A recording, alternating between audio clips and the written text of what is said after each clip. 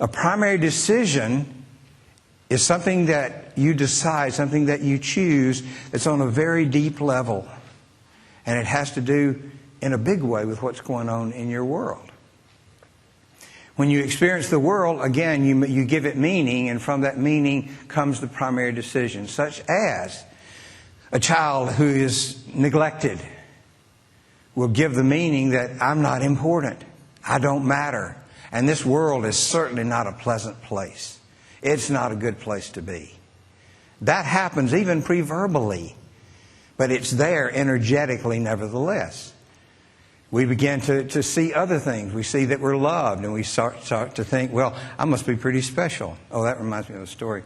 The difference in dogs and cats, and dog lovers and cat lovers. What happens is if you call a dog, the dog will come to see what you want. All right?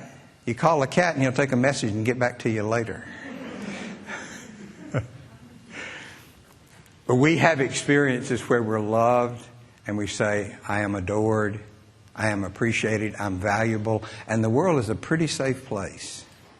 Now, what happens is that not only are those primary decisions made, but we hold on to them.